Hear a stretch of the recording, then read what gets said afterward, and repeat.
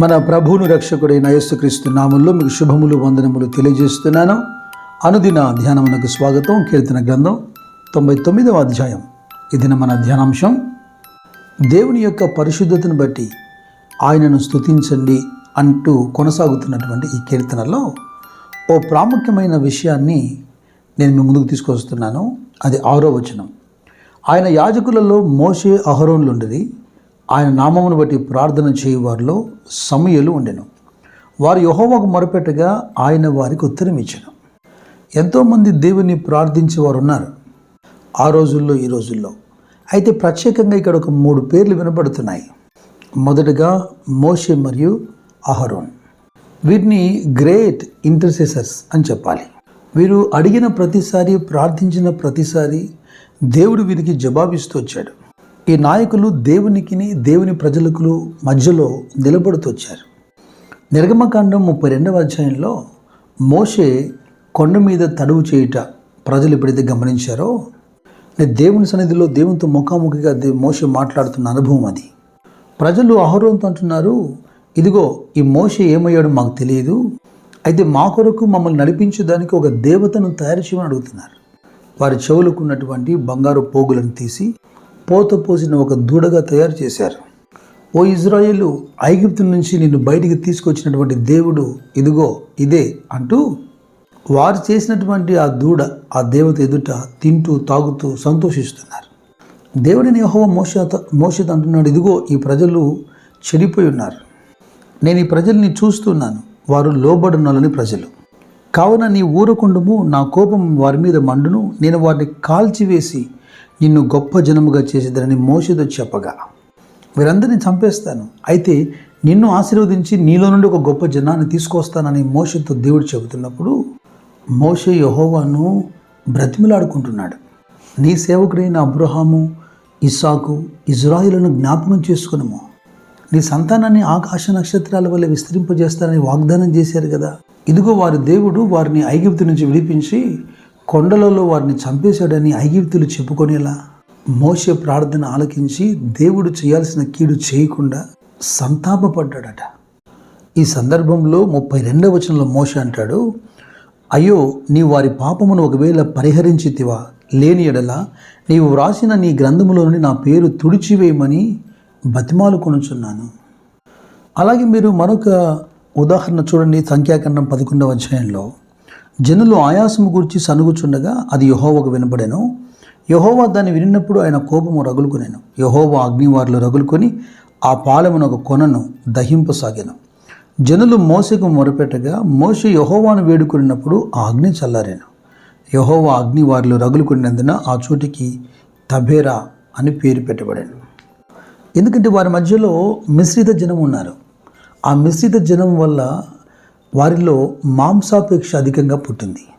ఐగుప్తులో వారు విడిచిపెట్టి వచ్చిన లేదా గతంలో వారు అనుభవించిన కీరకాయలు, దోసకాయలు, కూరాకులు, ఉల్లిపాయలు, తెల్లగడ్డలు జ్ఞాపకానికి వస్తున్నాయని అధికముగా మాంసాపేక్ష కనపరిచి జనులు ఏడవడం మొదలుపెట్టారట. మన్నా కాక మరి ఏది మా కన్నులు ఎదుట కనబడడం లేదు, ఈ అరణ్యంలో మాకు ఎవడు మాంసాహారం పెట్టగలడు అని. ఈ సందర్భంలో కూడా మోషే దేవునికి ప్రజలకు మధ్యలో నిలబడి ఓ మధ్యవర్తిగా ప్రార్థించి దేవుని యొక్క కోపాగ్నిని చల్లార్చగలిగాడు. ఇక సంఖ్యాకాండం 14వ అధ్యాయంలో కూడా కనానును వేగు చూసి వచ్చిన తర్వాత యెహోషువ, కాలేబు తప్ప తక్కిన వారందరూ దేవుని చిత్తానికి వ్యతిరేకంగా దేవుని ప్రజల విశ్వాసాన్ని పాడు చేస్తూ అక్కడ నివసిస్తున్న మనుషులు చాలా బలాఢ్యులని, అక్కడ నెఫీయుల సంబంధులైన అనాకు వంశము ప్రజలు మేము చూశామని, వారు మనుషుల్ని భక్షించే దేశమని, వారి ఎదుట మనము మెడతల్లాగా ఉన్నామని, ఇలాగన ప్రజలందరూ ఏడ్చి మోషే అహరోనుల మీద తిరుగుబడేట్టుగా, సనగేట్టుగా వాళ్ళు ప్రవర్తించారు. ఈ సందర్భంలో కూడా యెహోవా అంటున్నాడు మోషేతో, ఎన్నాళ్ళ వరకు ఈ ప్రజలు నన్ను అలక్ష్యం చేయుదురు, ఎన్నాళ్ళ వరకు నేను వారి మధ్యన చేసిన సూచక్రియలన్నిటినీ చూచి నన్ను నమ్మకందురు, ఇక నేను వారికి స్వాస్థ్యం ఇవ్వక తెగులు చేత వారందరినీ హతం చేసి ఈ జనము కంటే మహాబలము గల గొప్ప జనము నీ వలన పుట్టిస్తానని యెహోవా మోషేని అడుగుతున్నాడు. ఇక్కడ మోషే ఎంత అద్భుతకరమైన ప్రార్థన చేస్తాడంటే, దేవునితో మాట్లాడతాడంటే, యెహోవా దీర్ఘశాంతుడు, కృపాతిశయుడు, దోషమును అతిక్రమమును పరిహరించువాడు, అపరాధిని నిరపరాధిగా ఎంచగా 3-4 తరములకు తండ్రుల దోషమును కుమారుల మీద తెచ్చివాడే ఉన్నాడని నీవు చెప్పిన మాట చొప్పున నా ప్రభు యొక్క బలము గణపరచబడును గాక. దయచేసి ఈ ప్రజల దోషమును క్షమించమని ప్రార్థిస్తున్నాడు. యెహోవా అంటున్నాడు, నీ మాట చొప్పున నేను క్షమించి ఉన్నాను. 99వ కీర్తనలో మరొక పేరు వినబడుతుంది. ఏంటిది? ఆయన నామమును బట్టి ప్రార్థన చేయవారిలో సమూయేలు ఉండెను. సమూయేలు మొదటి గ్రంథము 7వ అధ్యాయము 8-9 వచనాలు చూడండి. దేవుని మందస్సం ఇజ్రాయేల్ మధ్యలో లేక ప్రజలు దుఃఖిస్తున్నటువంటి సమయంలో సమూయేలు ఇజ్రాయేల్ అందరినీ మిస్పాకు పిలువనంపించి వారి పక్షముగా యెహోవాకు ప్రార్థన చేస్తున్నాడు. వారందరినీ దేవునికి వ్యతిరేకంగా పాపం చేశాము అని పశ్చాత్తాపంతో ఒప్పుకునేలా చేశాడు. దేవుడు మమ్మల్ని క్షమించి, అనేక సంవత్సరాలుగా ఈ ఫిలిష్తీయుల చేతులు మేము బానిసలుగా ఉన్నాం, మమ్మల్ని విడిపించేట్టుగా దేవునికి ప్రార్థన చేయమని సమూయేలును బ్రతిమిలాడుతున్నారు. సమూయేలు పాలు విడువని ఒక గొర్రెపిల్లను తెచ్చి యెహోవాకు సర్వాంగ బలిగా అర్పించి ఇజ్రాయేల్ పక్షముగా యెహోవాకు ప్రార్థన చేయగా యెహోవా అతని ప్రార్థన అంగీకరించెను. ప్రవక్తలు, న్యాయాధిపతులను ఇజ్రాయేల్ పైన ఉంచి దేవుడే వారిని నడిపిస్తున్నటువంటి రోజుల్లో మాకు రాజు కావాలని వారు కోరుకున్నారే. సమూయేలు మొదటి గ్రంథం 12వ అధ్యాయంలో మనం చూస్తాం. అందును బట్టి కూడా యెహోవా కోపం వారి మీద రగులుకుంది. రాజును నియమించమని మేము అడుగుడు చేత మా పాపములన్నిటినీ మించిన కీడు మేము చేసి కాబట్టి మేము మరణం కాకుండా నీ దాసులమైన మా కొరకు నీ దేవుడైన యెహోవాకు ప్రార్థించుము.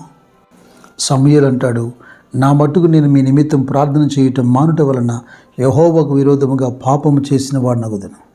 ఇక ఎన్నో సందర్భాలు చెప్పవచ్చు. దేవుని ప్రజలు త్రొట్టిలిన ప్రతిసారి దైవజనులుగా, ప్రవక్తలుగా దేవునికి ప్రజలకు మధ్యలో నిలబడి దైవోగ్రతను, తెగులును నిలిపివేసి ప్రజల్ని దేవునితో అనుసంధానం చేస్తూ వచ్చారు. ఈ 99వ కీర్తన మనం ధ్యానిస్తున్నప్పుడు మనము హెచ్చరిక చేయబడుతున్నాం. అదే సమయంలో ఎంకరేజ్ కూడా చేయబడుతున్నాం. ప్రజల పక్షాన ప్రార్థించేటువంటి నాయకులు కావాలని, ప్రజల పక్షాన ఒకరు తప్పుచ్చుకొని ప్రార్థిస్తున్నప్పుడు దేవుడు వారి మొర ఆలకిస్తాడని. ఓ మోషే, అహరోను, ఓ సమూయేలు వేల లక్షల మందికి ఆశీర్వాదంగా ఉన్నారే. ఈ తరములో నీ కుటుంబం కొరకు, నీ ప్రజల కొరకు వారి పక్షాన దేవుని సన్నిధిలో ప్రార్థించేవాడిగా ఉన్నావా? ప్రార్థనాపరుడు ఒక్కడైనా అనేకులను రాబోతున్న కీడు నుంచి తప్పించగలడు. వారి హృదయాలను దేవుని తట్టు మళ్లించగలడు. దేవుడు ప్రార్థన, విజ్ఞాపన ఆత్మతో మిమ్మల్ని నింపును గాక. ఈ తరములో ప్రార్థన యోధులుగా మీరు నిలబడదురు గాక. కృప మీకు తోడైనను గాక. God bless you. God bless you.